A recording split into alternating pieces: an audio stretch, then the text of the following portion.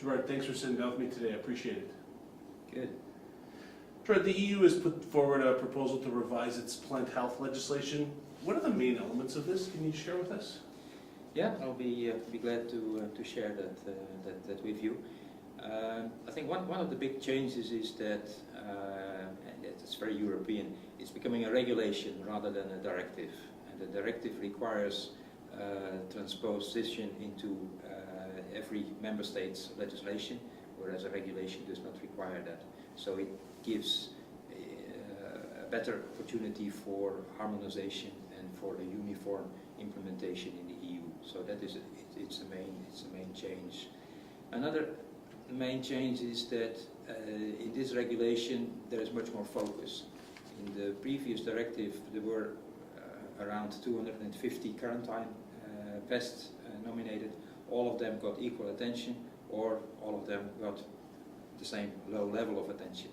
Now in the new legislation there will be a definition of so-called priority pests that are of major importance for the EU, where they see the major risks if these would enter into the EU.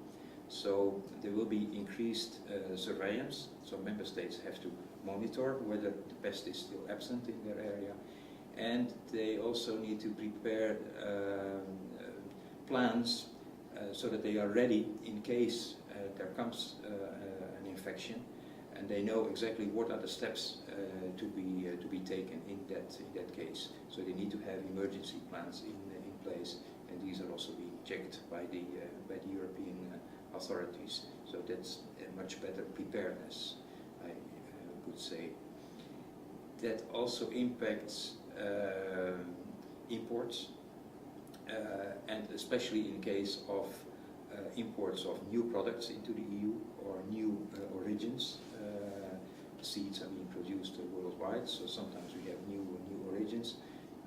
These will be checked to see whether there are any specific risks attached to that, and the EU is able to set emergency measures for these scenarios, as they can do in case there is a new pest coming and approaching the EU.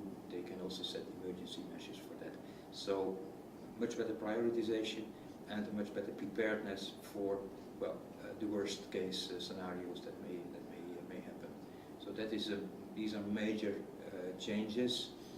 Another major change is, and that's also affecting the seed industry quite a bit, is the fact that so far we have quarantine organisms that are regulated in plant health, and we have what we call quality pests that are regulated in the seed marketing directives.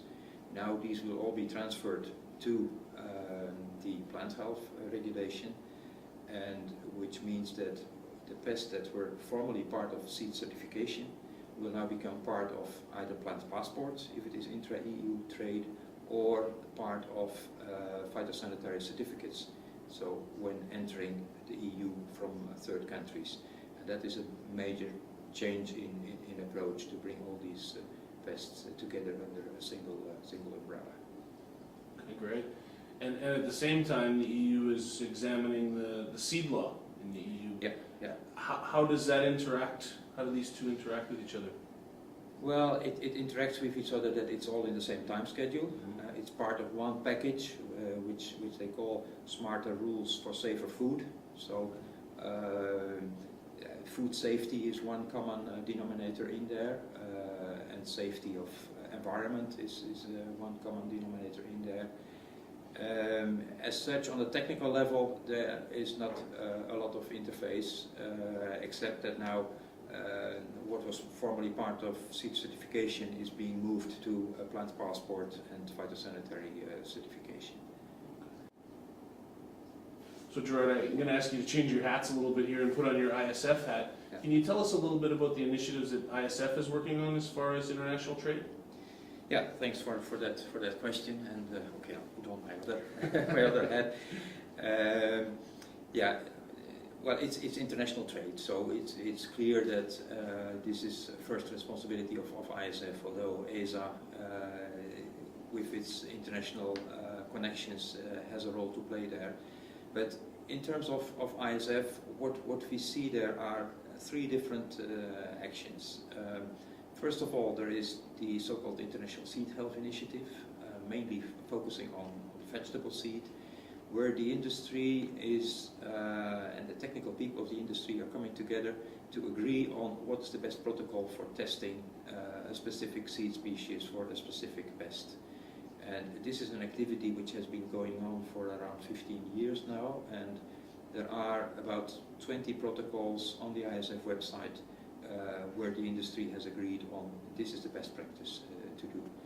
And we also see in some cases that countries are making reference to the ISF and to the ISHI protocol. So that's really good progress, and it helps in harmonizing the testing of seeds. Secondly, is that ISF has embarked on preparing so-called pest lists. I was talking before about the fact that countries have different requirements, and ISF is starting an exercise to define species by species which are the pests where seed can be a pathway, seed for planting, and whether it is a relevant pathway, so that it warrants to be regulated if it is absent in the country of destination. This is an effort that is running now. It has just started last year. Focus again is mainly vegetables, but this may be extended also to other crops, provided that plant pathologists from companies are prepared to collaborate, because this is all a matter of voluntary collaboration, and we need the input of the technical experts. ISF will also publish that again on their websites, and the idea is that this will be referenced to in the new ISPM for seed that I was talking about, and that is the third action that ISF is instrumental in preparing and in providing the technical input as to how this ISPM is to be shaped. But in the annex of that ISPM, there will be a reference to this ISF pest list. So then we have three elements. We have an ISPM that is focusing on seeds, specifically dealing with the challenges that we have with international movements of seeds. We will have a pest list which will harmonize, hopefully, the requirements of countries, and we have the ISHI testing protocols that will harmonize the testing. And that is the three elements where ISF is active, and where I'm glad to have been able to contribute over the past years. Perfect. I'm just going to change my question to so that I can put it at the end, because I think when you in your answer reference some of the things you said before, yeah, we have to have it at the end. So okay. I'm just going to say to you, so this is the new edit. This is my new question. How do you view the current discussions on transatlantic trade agreement with the EU and the US? Do you see there threats or opportunities with phytosanitary issues? Well, I think there are a number of good opportunities. We all know that international trade of seed is more and more complicated because of phytosanitary regulations of different countries and the lack of harmonization in that. For that purpose, the seed industry, the international seed industry under ISF, but also the European seed industry and the US seed industry, have been lobbying a lot towards the IPPC, the International Plant Protection Convention, to come up with a specific phytosanitary measure for seeds. And this is now in process, and that's good news. I've been part of an expert working group that has developed the first draft version of that ISPM, as it's being called. And it's now in the process of further drafting. And the trade negotiations, I think, is a good platform to really agree that this is in the interest of both the United States and the EU, and we should commonly lobby hand in hand that this ISPM is becoming to be accepted, as well as this will require outreach, because with the ISPM it's just the beginning of the story. the ISPM will give the guidance to countries on how to regulate seeds for planting, but then we'll still have to educate them how to do the pest risk analysis, how to do the pathway analysis, to define which pests are really warrant to be regulated, and how do you then regulate them in the best way. And what we see is a lack of know-how in many countries, especially developing countries, and I think the EU and the United States together have a role to play there, and this should be one of the aspects of the TTIP discussions. And then on another route, and from a European perspective, this is a minor thing, but I know that for our US colleagues, it's a big item. It's the way the EU prescribes the additional declarations. Normally, countries will describe the additional declarations that need to be there on the phytosanitary certificates in terms of descriptive text. So they will indicate that there is a need for a field inspection during active growth, or a need for a laboratory test with a certain protocol, or the area has to be free of a certain pest. It's a textual thing, whereas the EU is requiring a reference to the EU legislation.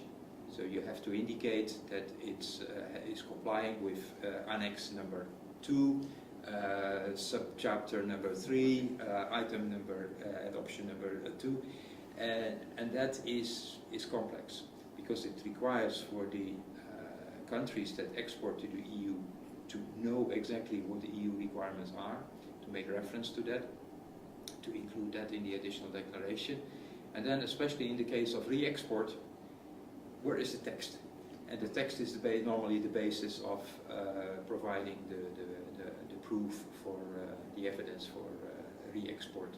So this is something that I know that our American colleagues have been complaining about, and they would like to see the EU change this, and in principle we support this. We have also from ESA, the Plant Health Working Group, lobbied for this at the Commission, and in the new regulation at least they allow the two options, so both the textual one, but they still require the reference to the in addition to the EU legislation. So this may be another opportunity to bring into the discussions, especially from the US perspective. Gerard, why is it so important that ESA keeps their hand in this discussion and really leads this discussion? Why is it so important that ESA does that? Well, I think you need to realize that Europe and the EU, if you look to the global trade in seeds, plays a very important role. The EU and the United States together are the two leaders in the global seed industry. Seed industry is becoming more and more globalized in terms of R&D. If you look to our company, we are doing R&D in seeds in more than 20 countries globally, with the need to exchange germplasm and R&D material and samples in small quantities. Then seed production. You need the northern hemisphere, you need the southern hemisphere for counter-season production in many countries. You need to ship the parent seed material for multiplication, and then of course in commercial sense, for commercial seed, the globe is our market. So indeed it's in the interest of the seed companies, and whether they are European based or US based, to come to harmonized regulations in the phytosanitary arena, and harmonized especially has to do with what are the pests that are relevant in terms of a seed as a pathway, we see big differences between countries.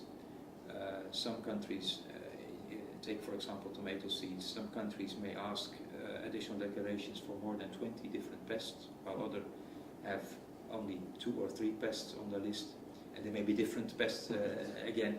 So if you then produced in a certain country and you want to export to multiple destinations, it becomes very, very complex. Gerard, thanks very much for your time today. I appreciate it a lot. Yeah.